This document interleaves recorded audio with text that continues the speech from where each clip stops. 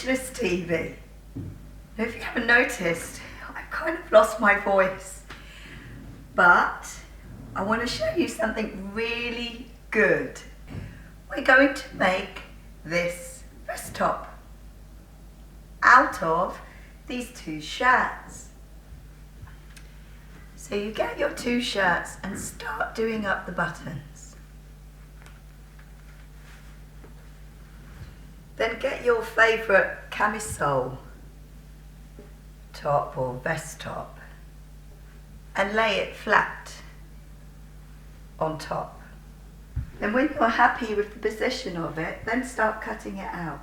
Now I want mine to go a little bit A-line, so I'm going like this. So I'm cutting it slightly bigger. Now remember to add a bit of a seam allowance. So at the moment I'm cutting out my front.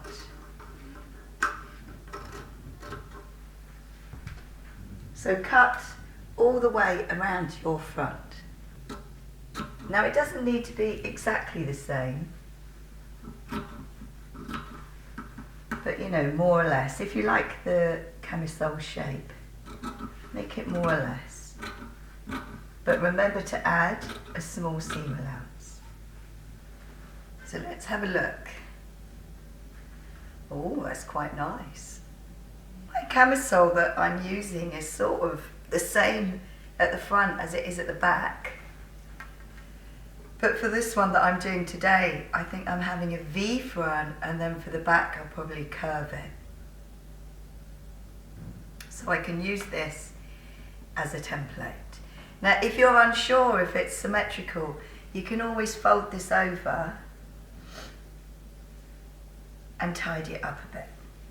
So that will end up looking something like that. Now use it as a template for your back, and you're going to do the same thing. You're going to do up the buttons of the two shirts and then just trace around this, unless you need to make it bigger or smaller. Okay, so I'm going to do up these buttons now, just like I did before.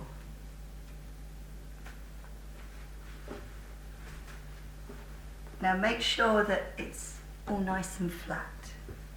Now line everything up really nicely, and then when you're happy, I've lined up my button there, then just trace it out, or if you need to make it bigger, make it bigger.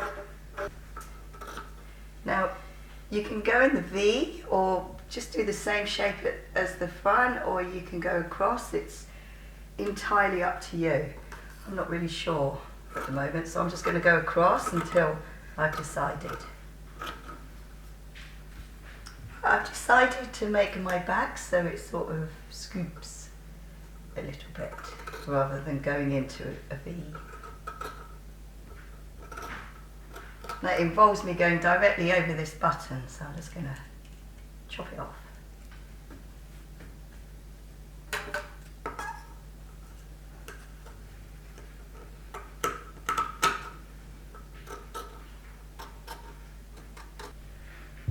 So do a little notch so that you know where they're supposed to line up. So I'm lining it up like that there, and then I'm lining up that one there. The button stand, I've done the notch there so that the button stands line up. Now we need to do the facings for this.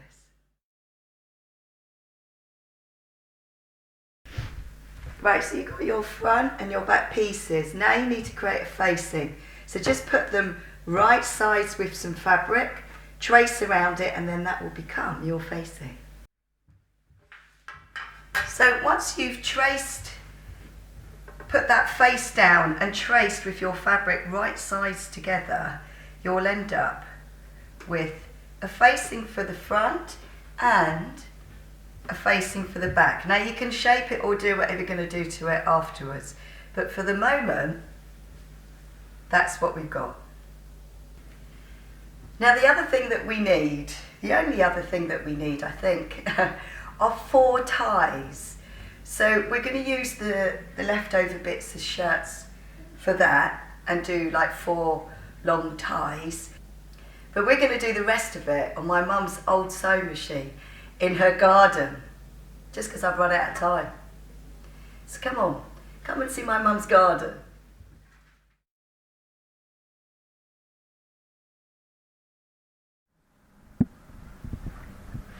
Right, well, we're here now. I've still got my horrible voice, but I thought you might like to have a look at some old photos. Let's just focus on ones that have me in them. See that? Guess which one's me? Alright, before we go in the garden, that's my mum. Doesn't she look beautiful? That's my mum and my dad. Right, let's go in the garden. But we're not in a jungle, we're in my mum's garden. And I have to wear glasses because I get really bad hay fever. But my voice is a little bit better, don't you think? Right, you're going to love this. Because I'm sewing on my mum's, I think it's 1950s, Bonina sewing machine. We've got this special old instruction booklet, the original box. I'm using them as weights, and I haven't used it in quite a while actually. But when we were back at the studio, which is actually my flat, we did the facings, didn't we? Okay. Now before we start stitching everything together, we got to do like the long strips for that will become ties on the shoulders, and we need to do 4 of them. So I'm going to do 2 in this type and 2 in that type, but I'm going to try and cut them on the cross if I can on the fabric. Right, it's been a really long time since I've used this. So I'm folding our strips, which are like 1.5 inches wide, about 3 centimetres wide. I'm going forwards and back, and a little bit of a stretch as I sew, because it's on the cross. Oops. And don't go in and out like that. Try and stay same distance away from the edge, and go all the way down. And when you get to the end, go forwards and backwards. Right, when it's done, it will look like this. Okay, so it's inside out. Now I'm going to use this thing called a loop turner. It's got a little hook. It's got a little hook and a closure thing at the end, but you can use a safety pin. So I'm going to push that all the way down, and I'll let it open out at the end and sort of hook on. Ooh. I'll let it hook on, and then lick my fingers and start turning it. If you do lose it, either try and get that hook back on or start again. So I'm pulling it through. Right, finally you get to a point where you see it. So grab hold of that and don't let go, and then just start licking and feeding it around. Now it's not a good idea to get it too bunched up, because then you get stuck. So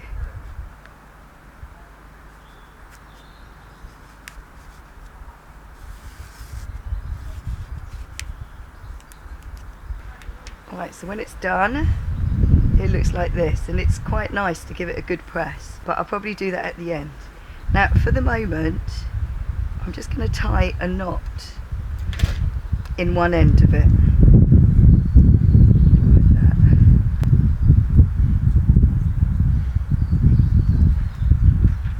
So tie a knot, give it a really good pull, and then I'll trim the ends, and I want to encourage them to fray, so they'll just sort of fray naturally. Now you're going to need 4 of those, so you've got 3 more to go. So you should end up with 4 lovely ties.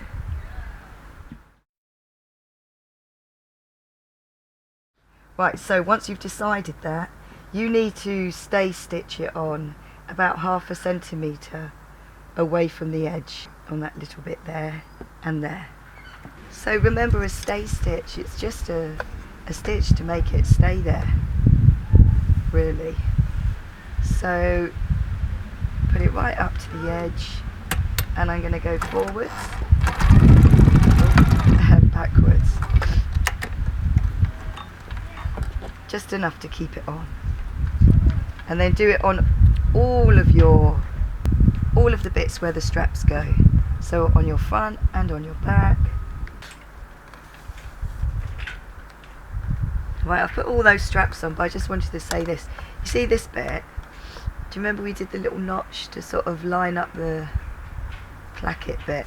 I think it'd be a good idea to just do a tiny little stay stitch.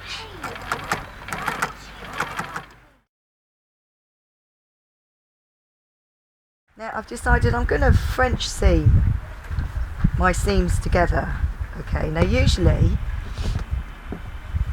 when we stitch side seams together, we put our fabrics right sides together, don't we? But when we do a French seam, we do this weird thing where we put them wrong sides together. So put your side seams, we're doing side seams now, line it all up with the bottom, okay, and you're going to do a teeny weeny, but not too teeny, because you can always trim it back. So wrong sides together, you're going to do like a 1/2 centimetre, if that, a 1/4 centimetre seam allowance, using a straight stitch. I want on both side seams. Now when I do my side seams, I like to start where it's really important that things match up, and in this situation it's the hem. So I'm going forwards and back, and then I'm heading up the side seam with a very small 1/2 centimetre seam allowance. Now when you've done that, that's probably really hard for you to see, but it's a little seam allowance. You then turn it the other way round, turn it inside out, and then really you have to press that so it's dead flat like that, going all the way along, and then you just do a slightly bigger seam allowance than you did on that one that's inside. But if the inside one's too big, you can always trim it back. Now make sure you go backwards and forwards at the end, okay, to close off the seam. But when that's pressed, which we'll do at the end because we've got to go upstairs, that's a very nice finish. So do that on the other side as well. Right, that's really neat now, those side seams. Really nicely done, and we're going to give them a good press. Now we've got to look at doing the facing. Now, hopefully you're high enough away from the button, otherwise you're going to have to move the button. And you've got to put your ties so that they lay down, okay? But we're just going to start this little V bit here, and we're going to go up to the edge, come across, and then follow it going around. But I want you to stop about 1 inch away from the side seam, and then do that up the other side as well, and stop about 1 inch away. So start in the middle. So I started a little way up, and I've now stopped in the well of that V, and I've put my needle down. I'm going to lift the foot, swivel everything around and make sure everything is in place.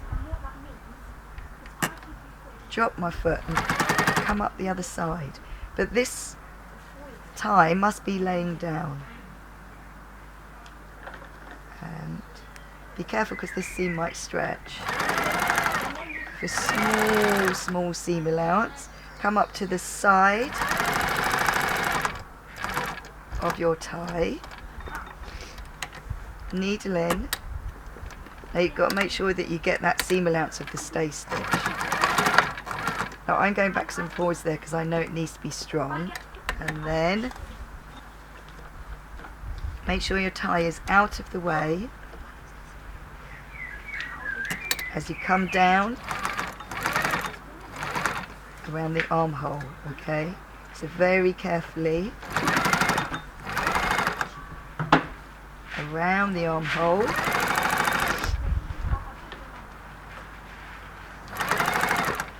and stop about 1 inch away from that side seam.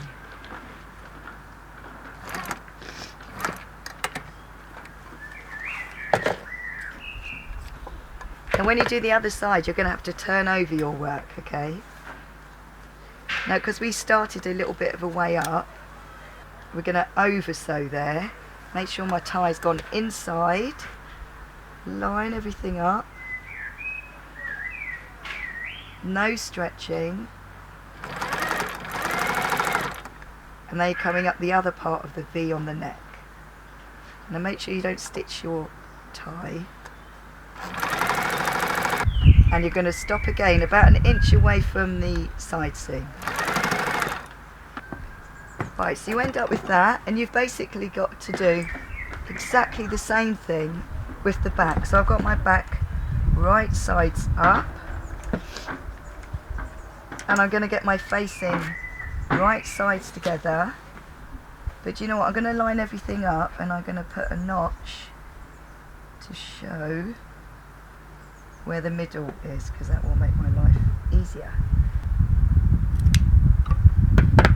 So from the middle, coming up, make sure your ties are inside, come around and stop about 1 inch away from that side seam. Okay, now the reason why we stopped a bit away from the edge is so that we could measure up and see exactly where we need to stitch these together. So if I bring them to the seam, I can see how much of a seam allowance I need to do. So they're just like a sort of 1/2 centimetre, and I'll just make sure that these are the same. It's about, yeah, 1/2 centimetre. So I'm now going to stitch up the side seam of my facings with a 1/2 centimetre seam allowance, and then I can finish off stitching them around the armhole, pushing our seam allowance towards the back. Right, so we're doing 1/2 centimetre seam allowance. I am anyway.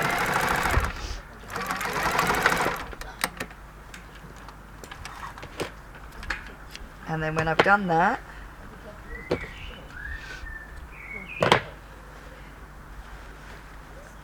I push the seam allowances towards the back.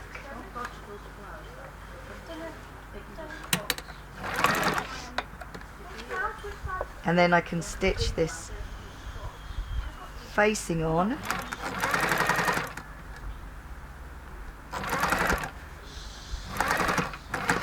Going around the armpit. And then do the same on the other side as well. Right, so we've done all of that.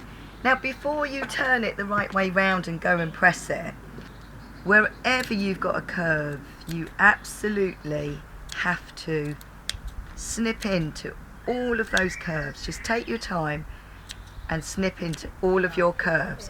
But don't snip on top of the actual stitch line, because then you end up with a hole. So I'm going to go all the way round, snip into my curves, and then I've got another very important place to snip, which I'll show you right now, is this V. You give it a good old snip in there.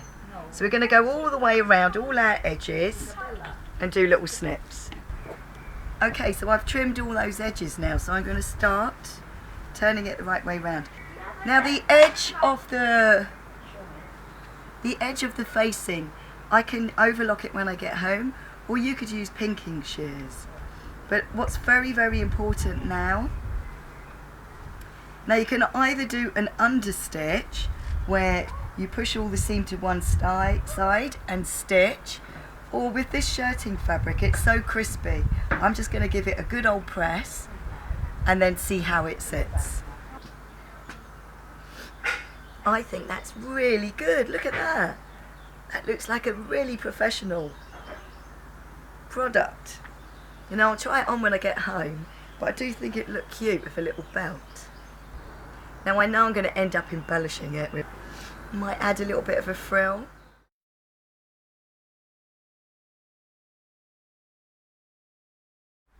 Now remember, this is made out of 2 men's shirts, which I think is amazing.